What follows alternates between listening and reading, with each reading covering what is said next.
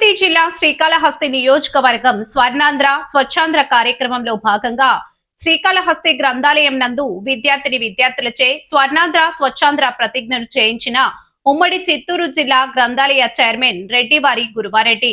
ఈ సందర్భంగా రెడ్డివారి గురువారెడ్డి మాట్లాడుతూ ప్రతి ఒక్కరూ స్వచ్ఛత పాటించి స్వర్ణాంధ్రకు కృషి చేయాలని, విద్యతో పాటు ప్రతి ఒక్కరూ స్వచ్ఛత పాటించి తమ పరిసరాలతో పాటు రాష్ట్రాన్ని స్వచ్ఛందంగా తీర్చిదిద్దడానికి తమ వంతు కృషి చేయాలని పిలుపునిచ్చారు.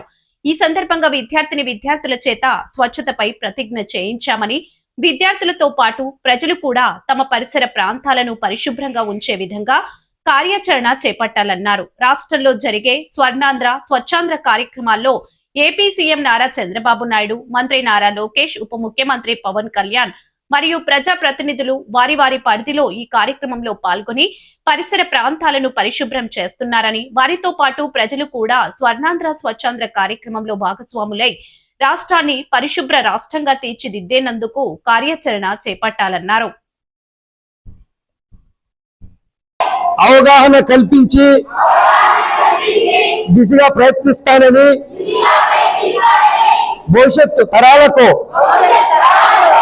ఆరోగ్యవంతమైన సుభిక్షమైన ఆంధ్ర రాష్ట్రాన్ని నిర్మించడానికి నాతో మొదలైన ఈ నిర్ణయం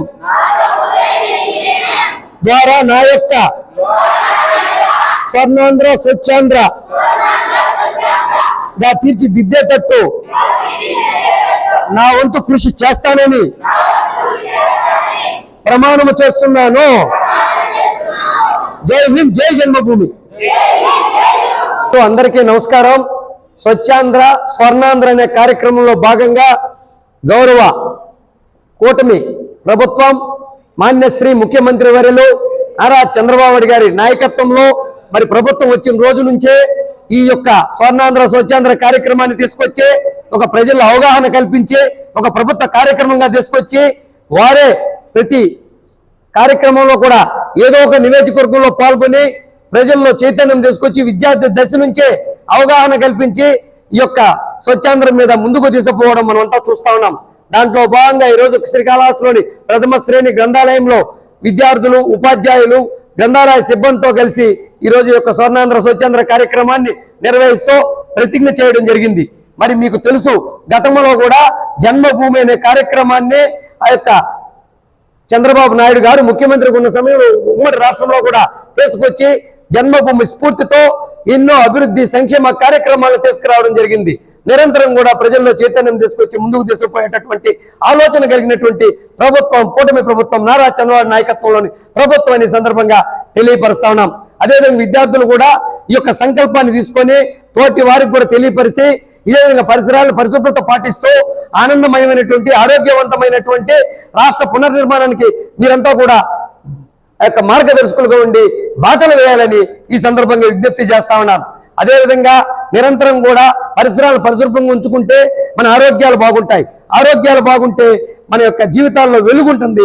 వెలుగుంటే మన ఆంధ్ర రాష్ట్రానికి, దేశానికి వెలుగునిస్తుందనే సంకల్పంతో పనిచేస్తున్నటువంటి ప్రభుత్వం గౌరవ ముఖ్యమంత్రి నారా చంద్రబాబు గారిని తెలియపరుస్తూ ఈరోజు ఈ స్వచ్ఛాంధ్ర స్వర్ణాంధ్ర కార్యక్రమంలో పాల్గొన్నటువంటి విద్యార్థులందరికీ, ఉపాధ్యాయులకి, స్టాఫ్ కి కృతజ్ఞతలు తెలుసుకుంటూ జై హింద్, జై జన్మభూమి. ప్లాస్టిక్ వాడకూడదు.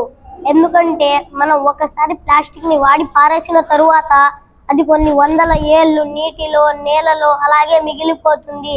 పక్షులు, జంతువులు దాన్ని తినటం వలన అవి చచ్చిపోతున్నాయి. అదే కాదు, ప్లాస్టిక్ వలన మనుషులకి కూడా ప్రమాదమే.